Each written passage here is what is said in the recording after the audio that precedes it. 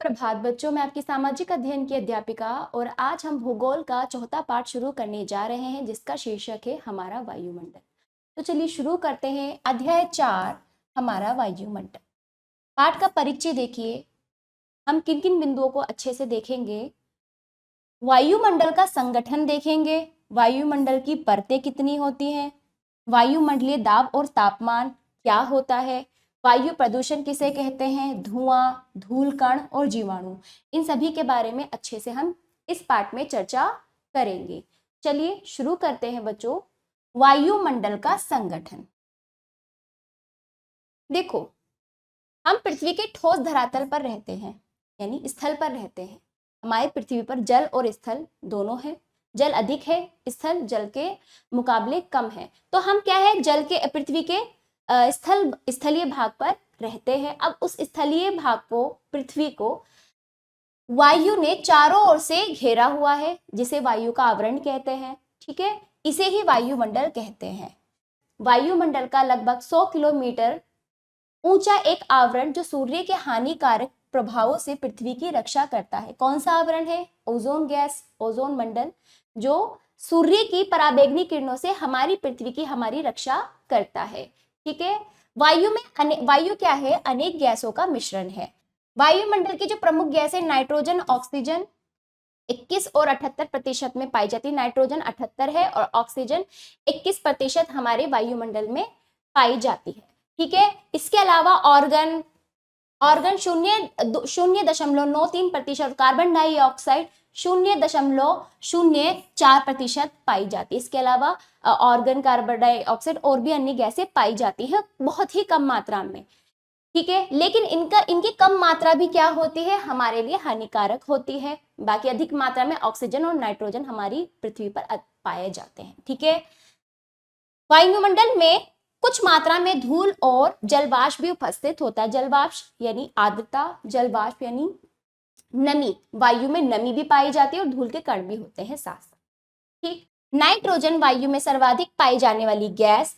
Oxygen वायु में प्रचुरता से मिलने वाली दूसरी गैस है। नाइट्रोजन पहली और दूसरी गैस ऑक्सीजन है। ऑर्गन, हीलियम और मीथेन वायु में कम आयतन में पाई जाने वाली गैसें हैं। किंतु कार्बन डाइऑक्साइड जो वायु का केवल 0.03% होती है, वायु का एक महत्वपूर्ण घटक है। जलवाष्प वायु का एक अन्य घटक है जो जलवायु संबंधित परिवर्तनों में महत्वपूर्ण भूमिका निभाता है ना। अलग अलग मौसम जो होते हैं, वर्षा का मौसम, गर्मी का मौसम, सर्दी का मौसम, ये जलवायु से संबंधित महत्वपूर्ण भूमिका जलवाष्प निभाता है। ठीक है, वायुमंडल की परतें देख लीजिए। वायुमंडल में 5 प्रकार की परतें होती है। शोभ मंडल, संताप मंडल, मध्य मंडल, आयन मंडल, बाह्य मंडल। शोभ मंडल देख लिए। सबसे पृथ्वी के धरातल से सबसे निकटतम उपस्थित जो मंडल है और सबसे निचला मंडल शोभ मंडल होता है। ठीक है, ये पृथ्वी के धरातल से 16 से 8 किलोमीटर के मध्य पाई जाती है। इसमें तापमान प्रत्येक 1000 मीटर बाद 60 डिग्री सेल्सियस तक गिर जाता है। शोभ मंडल विषुवतीय क्षेत्र में 18 किलोमीटर तक फैला है। विषुवतीय क्षेत्र में जो है 18 किलोमीटर, जबकि ध्रुवीय क्षेत्रों में ऊंचाई के साथ इसकी जो ऊंचाई कम होती जाती है। यानी ध्रुवीय क्षेत्रों में जो ऊपर ध्रुवों पर 8 किलोमीटर है इसकी ऊंचाई, और बाकी विषुवतीय क्षेत्रों में 18 किलोमीटर। इस मंडल में ऑक्सीजन का प्रतिशत काफी ऊंचा होता है। मौसम और जलवायु संबंधित घटनाएं इसी मंडल में होती हैं। ठीक है, यह सघन वायु वाली परत है। ये वायुमंडल की सबसे विक्षुब्ध परत है। ठीक है, अब आ जाइए दूसरा। अब देखिए शोभ मंडल में क्या है, क्या क्या बातें ध्यान रखनी है। एक तो देखो कितनी ऊंचाई पर है, विषुवतीय पर और ध्रुवों पर क्या कितनी ऊंचाई है। ठीक, और फिर इसमें क्या है, मौसम संबंधी घटनाएं जो होती हैं आपके शोभ मंडल में होती है। ठीक है, दूसरे नंबर पर समताप मंडल आ जाइए। वायुमंडल की दूसरी परत समताप मंडल, जो भूमि से 50 किलोमीटर की ऊंचाई तक फैली है। इस परत में जो तापमान है लगभग 60 डिग्री सेल्सियस गर्म है, जो 0 डिग्री फ़ारेनहाइट तक ठंडा हो जाता है। जो 0 डिग्री फ़ारेनहाइट तक ठंडा हो जाता है। इस परत में ओजोन पाई जाती है, जो सूर्य की हानिकारक पराबैंगनी किरणों से हमारी रक्षा करती है। पृथ्वी पर क्या है, जहरीली गैसों को आने से रोकते हैं। ठीक है, यह वायु उड्डयन के लिए आदर्श परत है। यहाँ ऊंचाई बढ़ने के साथ तापमान में भी कमी होती है। तो इस तरह से समझ रहे हो, प्लेन हुआ, ये वायुयान जो है यहाँ पर अगर उड़ने की अच्छी परत है इनके लिए सही है वायुयान के लिए, तो वो ओजोन है। ओजोन परत भी कहते हैं ओजोन गैस पाई जाने के कारण, और बाकी इसे समताप मंडल भी कहते हैं। ठीक है, ऊंचाई के बढ़ने के साथ साथ यहाँ पे तापमान में कमी आ जाती है। अब आ जाइए तीसरे नंबर पर मध्य मंडल। समताप मंडल के ऊपर मध्य मंडल है जो लगभग 80 किलोमीटर ऊंचाई तक पाया जाता है। यह बहुत ठंडी परत है। इसमें तापमान ऊंचाई बढ़ने के साथ नीचे गिरता है और 80 किलोमीटर की ऊंचाई तक 100 डिग्री सेल्सियस तक पहुंच जाता है। इसका निम्न बिंदु जो होता है वो गर्म होता है। निम्न बिंदु जो होता है, निम्नतम बिंदु, वो गर्म होता है। अब चौथे नंबर पर आ जाइए आयन मंडल। आयन मंडल थोड़ा और ऊपर जाएंगे आप मध्य मंडल से पार तो आयन मंडल आ जाता है। मध्य मंडल के दूसरे ओर लगभग 400 किलोमीटर की ऊंचाई तक ताप मंडल है। इसमें आयन मंडल 80 किलोमीटर से 50 किलोमीटर यानी 50 से 300 मील 50 से 300 मील के मध्य स्थित है आयन मंडल। ठीक है, देखिए आयन मंडल को ताप मंडल भी कहते हैं। ठीक, क्योंकि यहाँ पर तापमान अधिक होता है, ऊंचा होता है। मध्य मंडल के दूसरी ओर क्या है, इसकी जो ऊंचाई है 400 किलोमीटर की ऊंचाई तक ये है। ठीक है, 80 किलोमीटर से 500 किलोमीटर 50 से 300 मील के मध्य यह स्थित है आपका आयन मंडल। ताप मंडल भी इसे कहते हैं। चलिए, सूर्य से प्राप्त कण आयन मंडल को बाधित कर देते हैं और प्रकाश का एक प्रज्वलित पर्दा बनाते हैं। सूर्य से जो प्राप्त कण होते हैं आयन मंडल को बाधित कर प्रकाश का एक प्रज्वलित पर्दा बनाते हैं जिसे ध्रुवीय ज्योति कहते हैं। वायु प्रतिरोध के कारण उल्काएं जलने लगती है। यहाँ पर क्या है, उल्काएं जलने लगती है।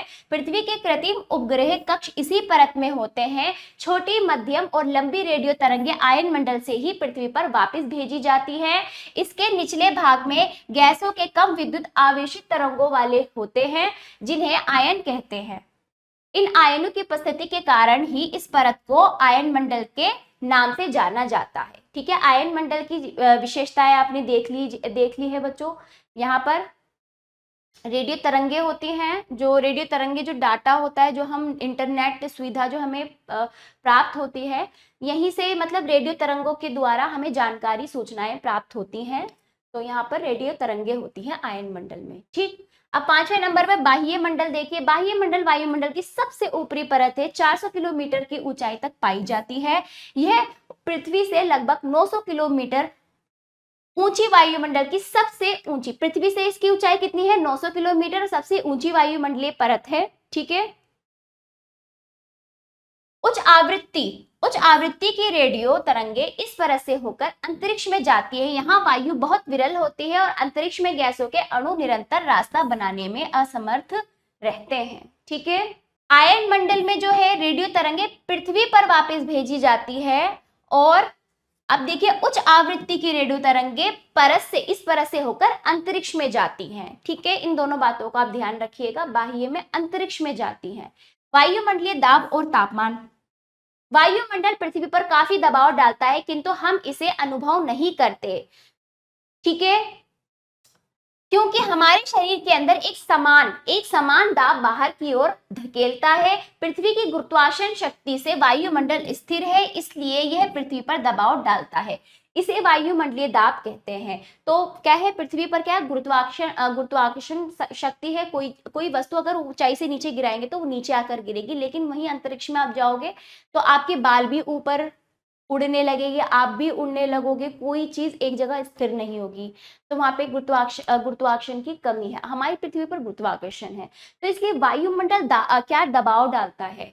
वायुमंडल का दबाव इसलिए है गुरुत्वाकर्षण शक्ति के कारण, और ये स्थिर भी है गुरुत्वाकर्षण शक्ति की वजह से। ठीक है, चलिए, जैसे जैसे ऊंचाई पर जाते हैं वायु दाब कम हो जाते हैं। वायु दाब को एक वायु दाब मापी यंत्र बैरोमीटर यंत्र द्वारा नापा जाता है। हम जैसे जैसे ऊपर जाते हैं वायु दाब और तापमान दोनों ही कम होते जाते हैं। विभिन्न ऊंचाइयों पर तापमान में परिवर्तन होने के कारण वायुमंडल को कई परतों में विभाजित किया है, वो हमने देख लिया। ठीक है, वायु दाब में अंतर होने से वायु में गति उत्पन्न होती है। इस गतिशील वायु को पवन कहते हैं। तो इस तरह से अंतर है, इसीलिए क्या होती है वायु में गति, और ये क्या कहलाते हैं, पवन। पृथ्वी पर सर्वत्र वायुदाब एक जैसा नहीं होता। विषुवतीय वृत्त पर पृथ्वी बहुत गर्म होती है, यहाँ वायु गर्म होकर ऊपर की ओर उठती है, और यहाँ वायु का दाब कम हो जाता है, जिसे विषुवतीय मंद वायुदाब या वायु विहीन या विषुवतीय प्रशांत पेटी कहते हैं। क्योंकि वायुमंडल में कोई स्थान निर्वात नहीं रह सकता, अतः आसपास के अपेक्षाकृत ठंडे और उच्च दाब वाले क्षेत्रों में वायु निम्न दाब वाले क्षेत्र के और निर्वात स्थान को भरने के लिए आ जाती है। मतलब उच्च से निम्न पर जो ठंडे ठंडे प्रदेशों में, ठंडी जगह पर वायु जो है उच्च दाब से निम्न दाब की ओर भरने के लिए आती है। इस प्रकार पवन उत्पन्न होती है, इस प्रकार ही पवन उत्पन्न होती है। मानसून इन पवनों के चलने का एक अच्छा उदाहरण है। मानसून वायुमंडल के संचरण से संबंधित है, जो कि ऋतुओं के रूप में लौटता है। यद्यपि इस पर मौसम बदलाव का मापदंड पूर्णतया पवन तंत्र होता है। मानसून संचरण एशिया में एक आदर्श रूप में पाया जाता है। केवल हिंद महासागर में मानसून का वास्तविक रूप से पता लगाया जाता है। उत्तरी गोलार्ध में पवनें अपने मार्ग से दाईं ओर विचलित होती है, और दक्षिणी गोलार्ध में पवनें अपने मार्ग से बाईं ओर विचलित होती है। व्यापारिक पवनें, पछुआ पवनें और ध्रुवीय पवनें तीन प्रकार की स्थायी पवनें हैं। तो तीन प्रकार की स्थायी पवनें ये रही, ठीक है।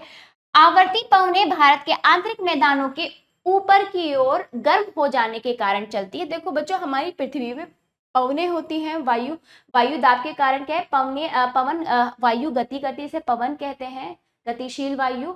तो इस तरह से पवनें, अलग अलग प्रकार के पवनों को हमने यहाँ देखा। मैदानी भागों में कौन सी पवनें, आवर्ती पवनें, ऊपर के क्या है, गर्म होने के कारण ऊपर की ओर चलती है।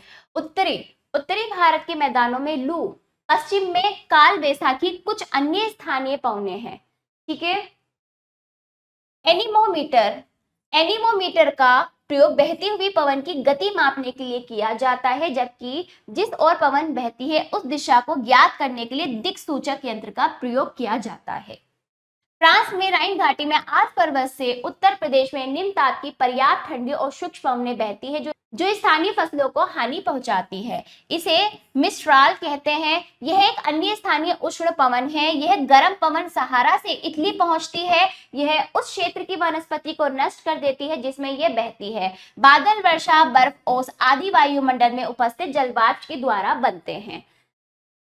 तो वायुमंडल में जो जलवाष्प होता है वो क्या, बादल, वर्षा, बर्फ, ओस बनाता है, ठीक है। वायु में विद्यमान जलवाष्प वायु की आर्द्रता कहलाती है। वाष्पीकरण जल से जलवाष्प बनने की प्रक्रिया है। जलवाष्प कैसे बनता है, देखो, वाष्पीकरण जल से ही जलवाष्प बनता है। वायु में विद्यमान जलवाष्प विभिन्न आकृतियों जैसे बादल, कोहरा, धुंध, ओस तथा पाले में बदल जाती है। वायुमंडल में काफी ऊंचाई पर वायु में विद्यमान जलवाष्प के संघनन होने से बने बादल बनते हैं। बहुत सूक्ष्म जल की बूंदें 0.02 से 0.06 मिलीमीटर व्यास के बादलों को बनाती हैं। 0.06 मिलीमीटर व्यास के बादलों को बनाती है। बादल चार प्रकार के होते हैं, ठीक है। कितने प्रकार के बादल होते हैं, चार प्रकार। पहला पक्षाभ मेघ, स्तरी मेघ, कपास मेघ, वर्षा मेघ, ठीक है। देखो बच्चों, ये पवने हैं ध्रुवों पर, देख लीजिए विषुवत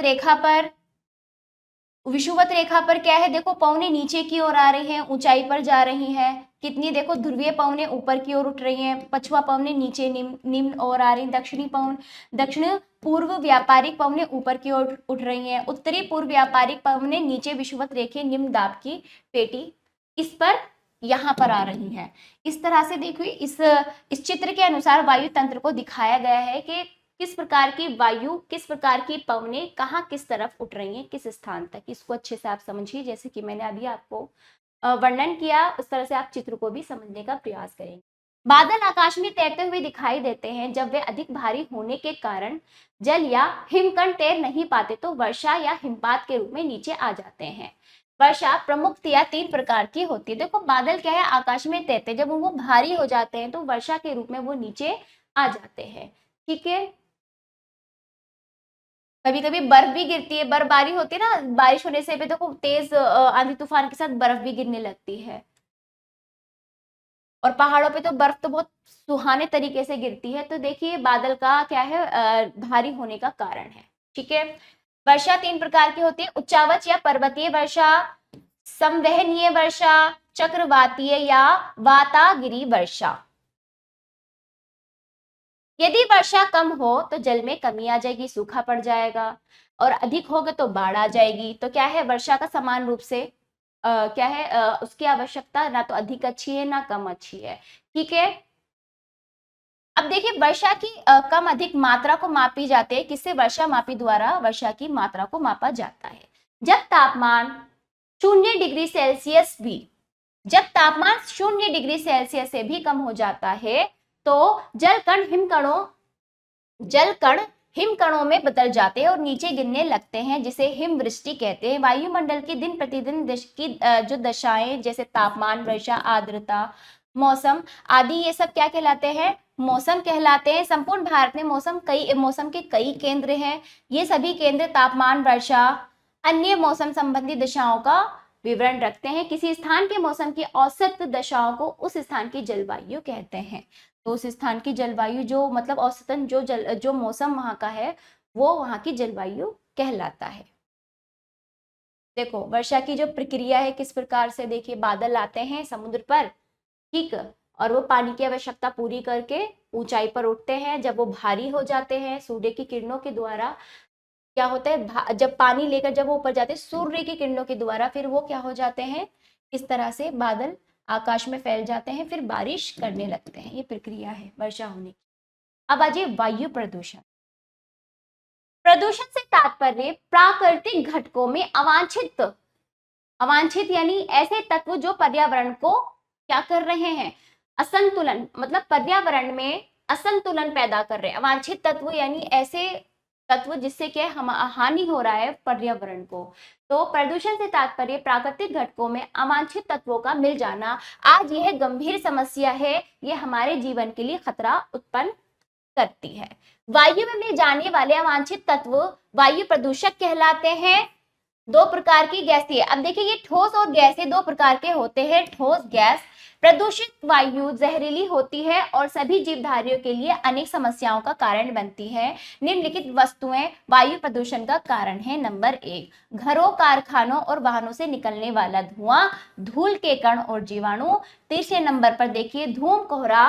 वायु प्रदूषण पृथ्वी पर जीव जंतुओं में एक गंभीर खतरे की आशंका प्रस्तुत करता है। हानिकारक गैसें जैसे sulphur dioxide, carbon monoxide, carbon dioxide, nitrogen oxide आदि मानव जाति में श्वास संबंधी, सांस लेने की बीमारियां संबंधी कारण क्या है, दिक्कत हो जाती है सांस लेने में उन्हें।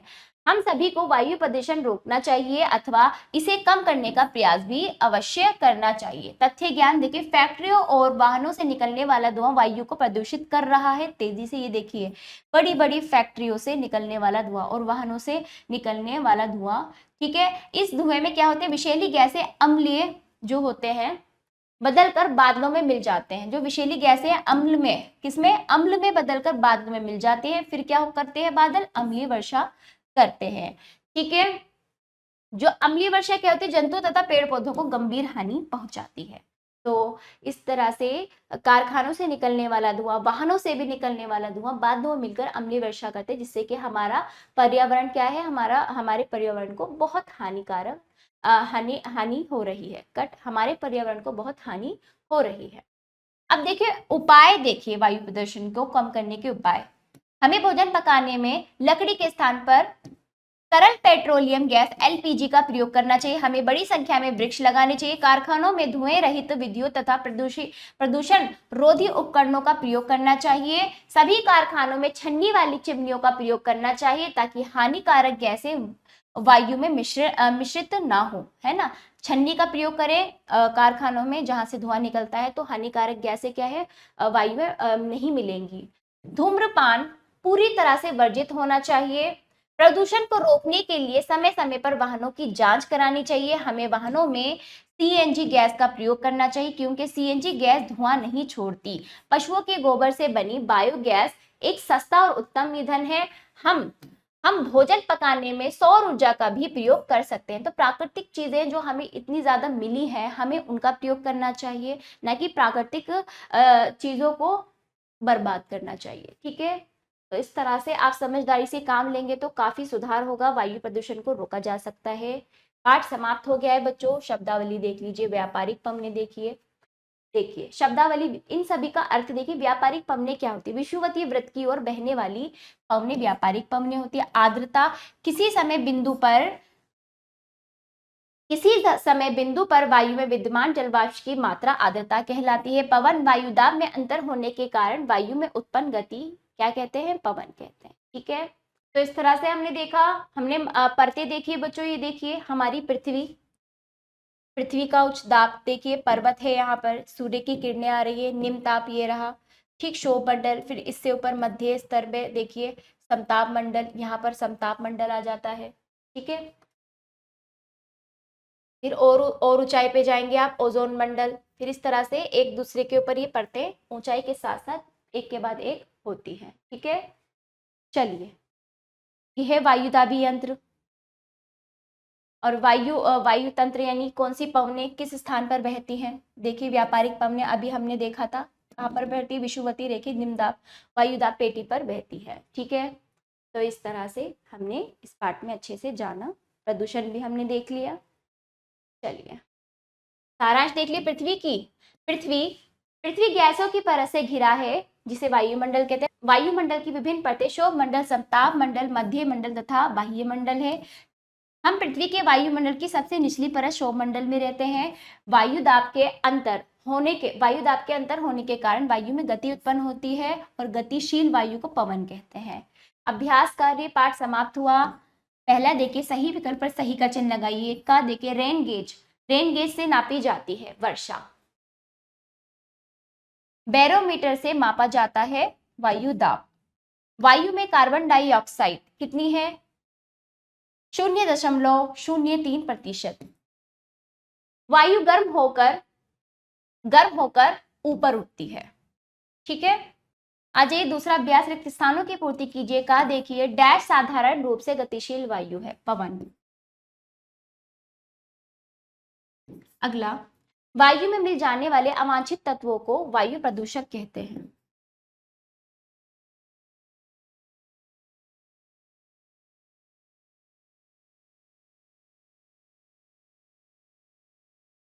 हमें भोजन पकाने के लिए लकड़ी के स्थान पर एलपीजी का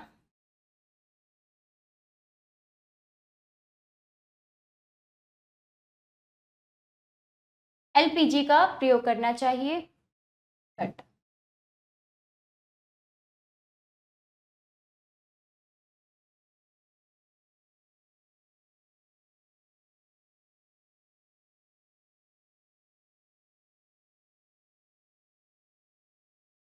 एलपीजी का प्रयोग करना चाहिए। अगला, हरे पौधे डैश द्वारा ऑक्सीजन उत्पन्न करते हैं। किसके द्वारा?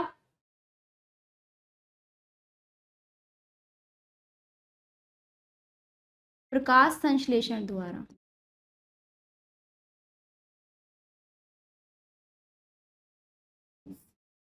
ठीक है, तीसरा देखिए, सही वाक्यों के सामने सही तथा गलत वाक्यों के सामने गलत का चिन्ह लगाइए। का देखिए, वायु में कुछ मात्रा में धूल के कण पाए जाते हैं, सही।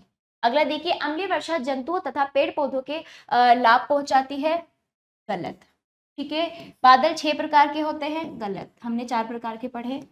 पादपों और पशुओं के जीवन यापन के लिए बाढ़ का आना आवश्यक है, गलत। चलिए सही जोड़े बनाइए, चलिए मिलाइए। वर्षा मापी, वर्षा को मापा जाता है वर्षा मापी से। जलवायु, मौसम की औसत दशाएं। धूम, कोहरा, धुआं और कोहरा। एनीमोमीटर, पवन की गति मापना। पवन दिक्सूचक, पवन की दिशा। विषयनिष्ठ प्रश्न। 5वां और छठा अभ्यास संक्षेप और विस्तार में इन प्रश्नों के उत्तर पाठ के अनुसार देने का प्रयास करेंगे। ये पाठ समाप्त होता है। आशा करती हूँ ये पाठ आपको समझ आया। इसका अभ्यास आप जरूर कीजिएगा। मिलते हैं अगले पाठ में। धन्यवाद।